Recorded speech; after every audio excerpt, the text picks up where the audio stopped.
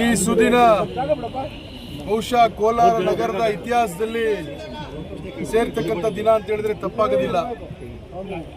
ಇವತ್ತು ಮಾನ್ಯ ಶಾಸಕರಾದಂಥ ಮಂಜುನಾಥ್ ರವರ ನೇತೃತ್ವದಲ್ಲಿ ಕೋಲಾರ ನಗರದ ಎಲ್ಲ ಹಿರಿಯರ ಮತ್ತು ಭಕ್ತಾದಿಗಳ ಒಂದು ಸಹಯೋಗದೊಂದಿಗೆ ಸುಮಾರು ವೆಂಕಟೇಶಣ್ಣವ್ರು ಹೇಳಿದಾಗೆ 35-40 ವರ್ಷಗಳಿಂದ ಶಿಥಿಲವಾಗಿದ್ದಂಥ ದೇವಸ್ಥಾನವನ್ನು ಎಲ್ಲ ಅಡ್ಡಿ ಆತಂಕಗಳು, ಕಾನೂನಿನ ತೊಡಕುಗಳೆಲ್ಲವನ್ನು ನಿವಾರಿಸಿಕೊಂಡು ಇವತ್ತು ದೇವಸ್ಥಾನವನ್ನು ಪುನರ್ ನಿರ್ಮಾಣ ಮಾಡಬೇಕು ಅಂತೇಳಿ ಮಾನ್ಯ ಶಾಸಕರ ಅಧ್ಯಕ್ಷತೆಯಲ್ಲಿ ಜಿಲ್ಲಾಧಿಕಾರಿಗಳ ಕಚೇರಿಯಲ್ಲಿ, ತಾಲೂಕಾ ತಹಸೀಲ್ದಾರ್ ಅವರ ಕಚೇರಿಯಲ್ಲಿ ಸುಮಾರು ಹಲವಾರು ಸಭೆಗಳನ್ನು ಅಧಿಕಾರಿಗಳ ಜೊತೆಗೆ, ಭಕ್ತಾದಿಗಳ ಜೊತೆಗೆ, ದಾನಿಗಳ ಜೊತೆಗೆ, ಯಾರೆಲ್ಲ ಆಮೇಲೆ ಸ್ವಾಮೀಜಿಗಳು, ಮಂಜುನಾಥ್ ದೀಕ್ಷಿತರು ಎಲ್ಲರೂ ಕೂಡ ಸೇರಿ ಹಲವಾರು ಸಭೆ ಮಾಡಿ ಈಗಾಗಲೇ ಶಿಥಿಲವಾಗಿದ್ದಂಥ ದೇವಸ್ಥಾನವನ್ನು ಸಂಪೂರ್ಣವಾಗಿ ಕೆಡವಿ ಇವತ್ತು ಸುಮಾರು 8 ಗಂಟೆಯಿಂದ 9 ಗಂಟೆವರೆಗೂ ಕೂಡ ಶುಭ ಲಗ್ನದಲ್ಲಿ ಪೂಜೆಯನ್ನು ನೆರವೇರಿಸಿ ಈ ದೇವಸ್ಥಾನಕ್ಕೆ ಮಾನ್ಯ ಶಾಸಕರು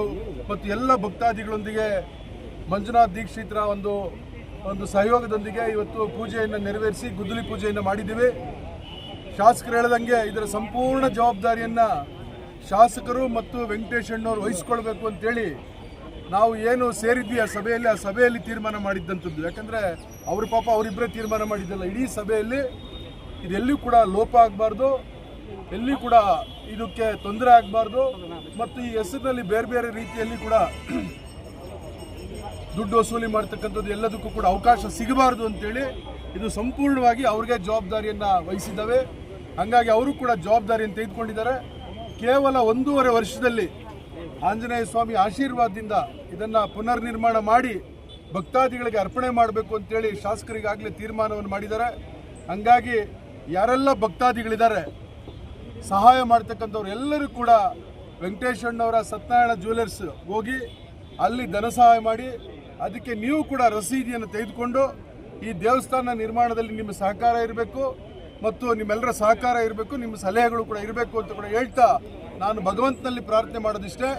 ಇವತ್ತು ದಾನಿಗಳಾದಂಥ ಇವತ್ತೇ ಯಾರು ಈ ದೇವಸ್ಥಾನದ ಮೂಲಸ್ಥರಿದ್ದಾರೆ, ಕೀಳ್ಕೋಟೆ ಗ್ರಾಮದವರು ಮತ್ತು ಎಲ್ಲ ಗ್ರಾಮಸ್ಥರು ಸೇರಿ ಈಗಾಗಲೇ 1,05,000 ರೂಪಾಯಿಗಳನ್ನು ದೇವಸ್ಥಾನಕ್ಕೆ ದಾನವನ್ನು ಕೊಟ್ಟಿದ್ದಾರೆ.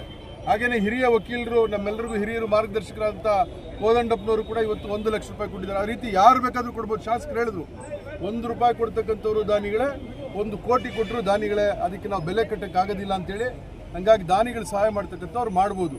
ಹಂಗಾಗಿ ನಾನು ಇಷ್ಟ ಹೇಳೋದು, ಇವತ್ತು ಭಗವಂತನಲ್ಲಿ ಕೇಳ್ಕೊಳ್ಳೋದಿಷ್ಟೇ, ಏನು ದೇವಸ್ಥಾನಕ್ಕೆ ಇವತ್ತು ನಿರ್ಮಾಣ ಮಾಡಲೇಬೇಕು ಅಂತ ಹೊರಟಿದ್ದಾರೆ ಶಾಸಕರು ಮತ್ತು ವೆಂಕಟೇಶಣ್ಣವರು, ನಮ್ಮ ಗಂಗಣ್ಣವರು ಮತ್ತು ಕೀಳ್ಕೋಟೆ ಗ್ರಾಮಸ್ಥರು ಮತ್ತು ಮಂಜುನಾಥ್ ದೀಕ್ಷಿತರು ಮತ್ತು ಎಲ್ಲ ಭಕ್ತಾದಿಗಳು, ಕಾರಂಜಿ ಕಟ್ಟೆಯವರ ಆದಿಯಾಗಿ ಮತ್ತು ನಮ್ಮ ಕೀಳ್ಕೋಟೆ ನಮ್ಮ ಶ್ರೀಕೃಷ್ಣ ಅವರು ಎಲ್ಲರೂ ಕೂಡ ಶ್ರೀಕೃಷ್ಣ ಅವರು, ಯಾಕಂದರೆ ಅವರು ಕೂಡ ಇಲ್ಲಿ ಮೂಲಸ್ಥರು, ಮುನಿಸ್ವಾಮಿ ಅವರು XMLC ಅವ್ರ ಮಗ, ಎಲ್ಲರಿಗೂ ಕೂಡ ದೇವರು ಭಗವಂತ ಒಳ್ಳೇದು ಮಾಡಲಿ.